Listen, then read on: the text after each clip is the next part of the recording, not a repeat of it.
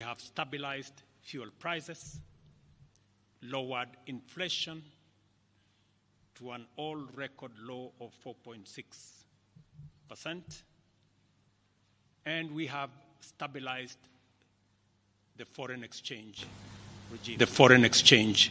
regime. We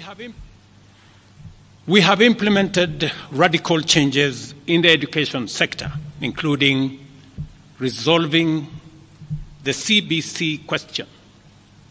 We have rolled out a new student-focused higher education funding model that has special emphasis on making sure that children from vulnerable families have the requisite support in their education.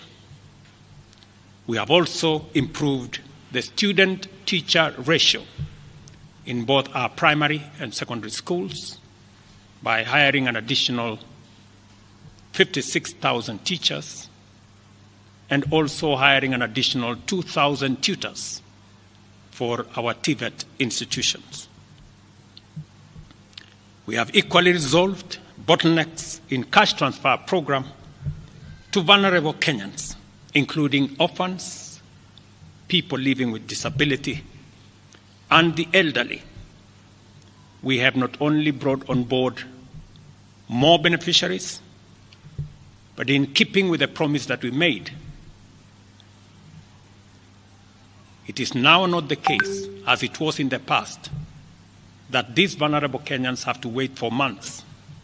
Now their stipends are paid as salaries of public servants are being paid. We did roll out the Hustler Fund that today benefits 2 million Kenyans. And we have 7 million Kenyans who had been denied access to financial services by credit reference bureaus. They are now off the blacklisting roll. Our affordable housing program has now more than 100,000 housing units under construction. The first cohort I will be launching in a couple of months to new homeowners. And we have 160,000 young people across Kenya that are employed under this program.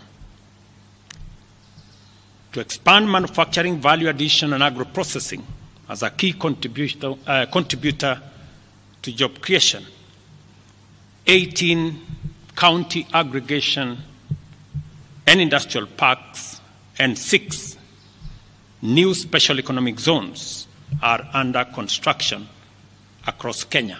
And at the same time, we have 200 fresh produce markets that are at various stages of construction to support our farmers with access to markets for their produce, in keeping with the commitment we made to our mama mbogas.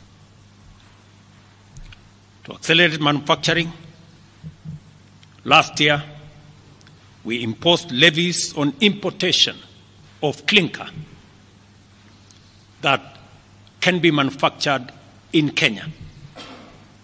We made a saving of Kenya shillings 20 billion in foreign exchange as imports of clinker dropped to almost zero. We also imposed levies on imported steel billets. And today, we have 11 steel factories that 6 years ago were closed. They have started operation, hiring 16,000 Kenyans. And last year alone, we saved 120 billion shillings in foreign exchange as a result of this intervention.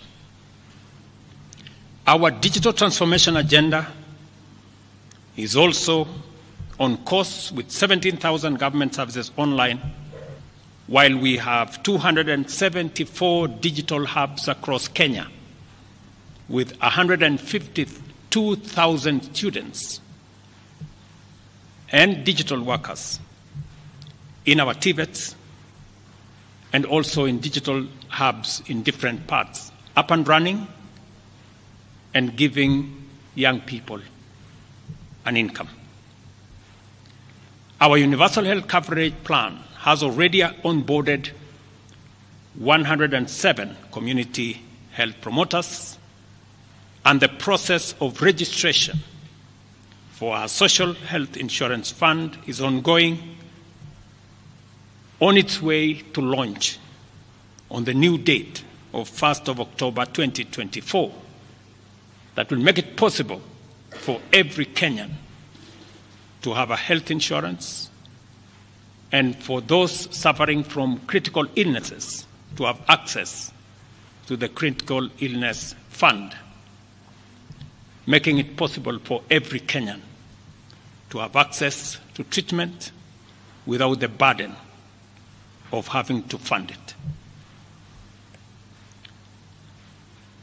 On the measures I announced last week, barring state and public officers from engaging in harambes, I want to inform the country that the Public Fundraising Appeals Bill is now ready for publication tomorrow. However, even with the progress we have made, I am acutely aware that the people of Kenya have very high expectations of me. And they believe that this administration can undertake the most extensive transformation in our nation's history. Recent events that necessitated the withdrawal of the finance bill, which will require a review and reorganization of our budget and fiscal management, have brought us to an inflection point. Upon reflection, listening keenly to what the people of Kenya have said, and after a holistic appraisal of the performance of my cabinet and its achievements and challenges, I have today, in line with the powers given to me by Article 1521 and 1525B of the Constitution and Sections 12 of the Office of the Attorney General's Act, decided to dismiss with immediate effect all the Cabinet Secretaries and Attorney General of the Republic of Kenya, of the Cabinet of Kenya, except the Prime Cabinet Secretary and Cabinet Secretary for and Cabinet Secretary for Foreign Affairs and Diaspora Affairs. And of course, the Office of the Deputy President is not affected in any way. I will immediately engage in extensive consultations across different sectors and political formations and other Kenyans, both in public and private, with the aim of setting up a broad-based government that will assist me in accelerating and expediting the necessary, urgent, and irreversible implementation of the program that we have, including other radical measures and programs to deal with the burden of debt, to explore raising domestic resources and revenues, expanding job opportunities, eliminating wastage and unnecessary duplication of a multiplicity of government agencies, and slaying the dragon of corruption, consequently making the government of Kenya lean, inexpensive, effective, and efficient.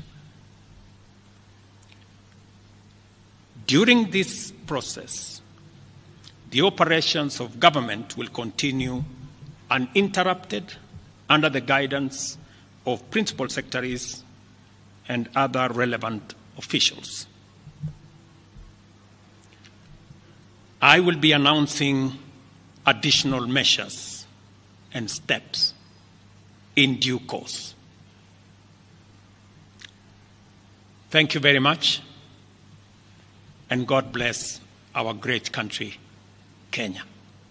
Asanteni sana.